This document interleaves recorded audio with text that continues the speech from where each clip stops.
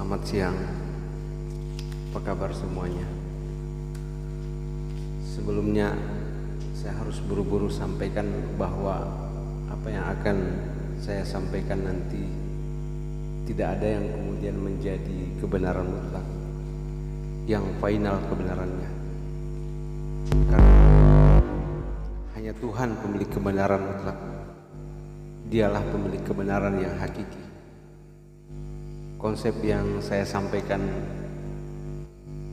itu masih relatif adanya, masih berupa bahan diskursus yang kita harapkan bisa menjadi penambah sanap pemikiran dan pengetahuan kita, atau bahkan bisa jadi hanyalah sebuah curahan belaka. Hal-hal yang saya sampaikan ini hanyalah hal-hal yang sangat sederhana dan mungkin juga tidak penting bagi sebagian orang. Tapi niat saya tulus, ingin menggali, ingin mencari mutiara dari hal-hal yang sederhana itu, ingin mencari hikmah dari hal-hal yang tidak penting itu. Itu penting supaya tidak ada yang kemudian menganggap final pada sebuah konsep pengetahuan manusia, karena pengetahuan itu dinamis. Apa yang kita anggap benar hari ini belum tentu besok atau nanti masih benar, karena di atas langit masih ada langit. Jadi yang ingin kita bicarakan di sini adalah tentang ego. Kita terjemahkan saja ego itu sebagai nafsu atau keinginan. Nah, dalam diri manusia itu ada dua ego. Yang pertama ada yang kita sebut sebagai ego individu. Ego individu itu adalah keinginan-keinginan yang berkenaan dengan diri kita secara personal, untuk memuaskan diri kita secara personal. Kita beli mobil pribadi, rumah pribadi, dan seterusnya. Yang kedua ada yang kita sebut juga sebagai ego universal, yaitu keinginan-keinginan yang bertujuan untuk kepentingan sesuatu di luar diri kita.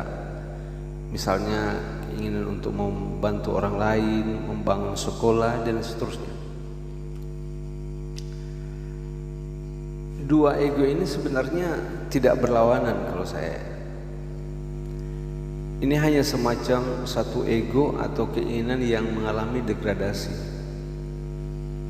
yang kemudian oleh Sigmund Freud, seorang tokoh psikologi analisis, menyatakan bahwa orang yang terfokus pada ego individualnya adalah orang yang belum beranjak dari fase kanak-kanak, dan orang yang dewasa itu ditandai dengan peningkatan egonya dari ego individu ke ego universal.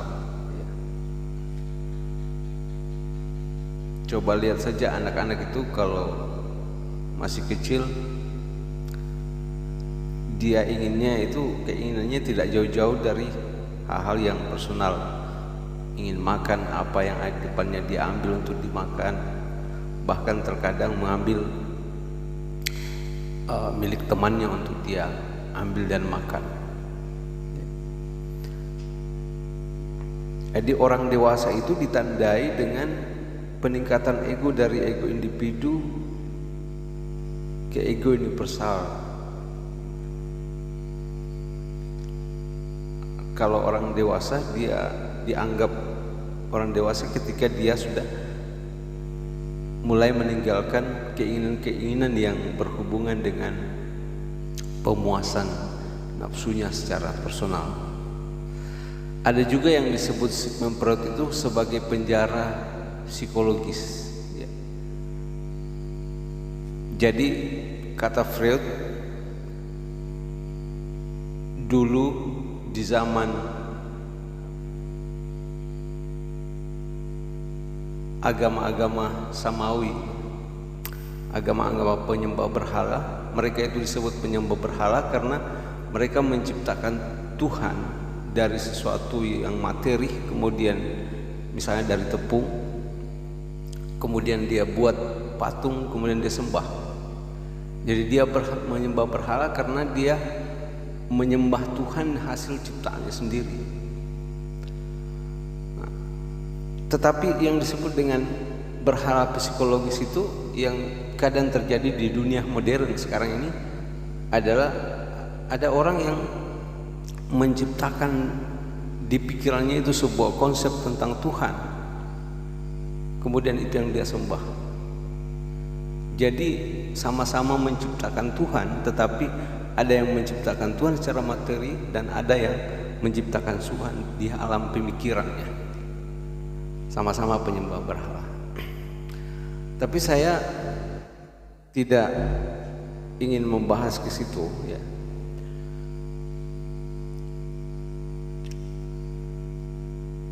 Ada yang lebih menarik, ya, menurut saya.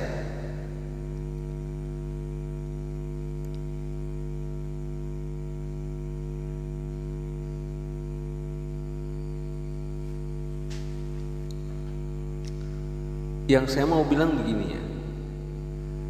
Ada orang yang menciptakan penjara dalam dirinya untuk orang lain.